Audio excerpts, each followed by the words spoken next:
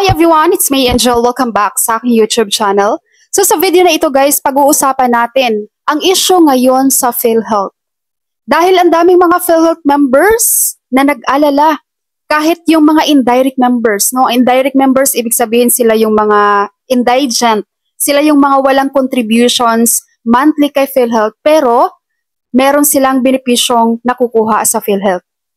No, nag-alala ang mga PhilHealth members dahil para sa taong 2025, hindi po nilagyan ng budget si PhilHealth.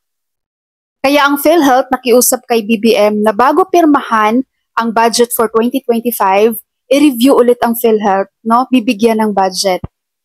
Pero nabigo si PhilHealth dun guys. Dahil si BBM mismo ang nagsabi na tinitiyak niyang merong sapat na budget ang PhilHealth para sa 2025. Kumbaga, hindi siya kailangang dagdagan. Ayon kay BBM, maraming reserba na pundo ang PhilHealth dahil meron daw po itong 500 billion na pundo na hindi pa nagagamit.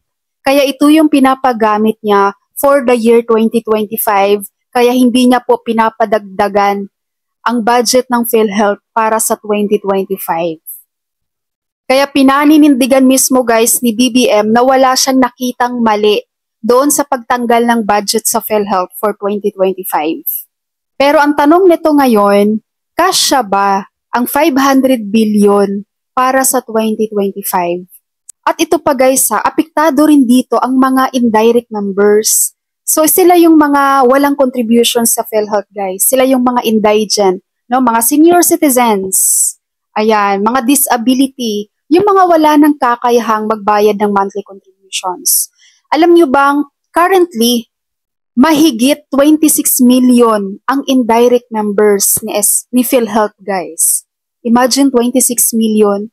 And mostly dyan, talagang magagamit nila yung PhilHealth dahil mga PWD na yan, guys. Mga senior citizens.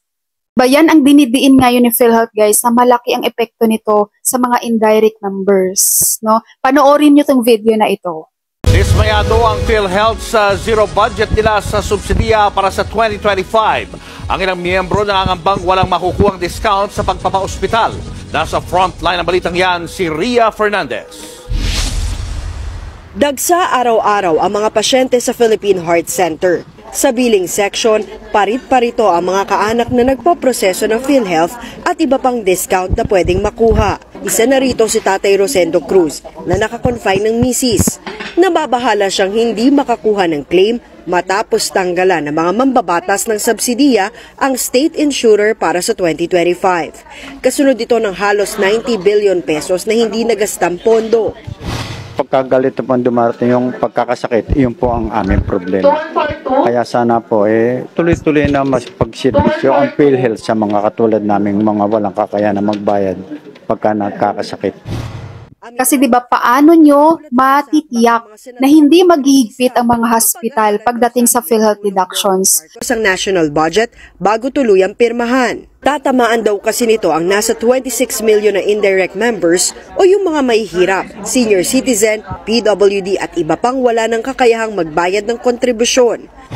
Indirect contributors will be subsidized by the national government. And ito po yung nasa subsidy ng government sa budget for the GAA. So kung halimbawa pong magiging zero budget, ibig sabihin po ay walang magiging premium contributions for 2025 yung ating mga indirect contributors. O diba? Sa mga PhilHealth members may marami akong nakikitang nagpo-post na hindi na daw magagamit ang PhilHealth next year. Magagamit pa rin naman guys. Dahil may pundo naman ang PhilHealth na 500 billion. Yan yung hindi nagamit. Kaya hindi sila dinadagdagan ng budget ngayon para sa 2025. So yung 500 billion na hindi nagamit ng PhilHealth, yun ang magiging budget nila for the 2025.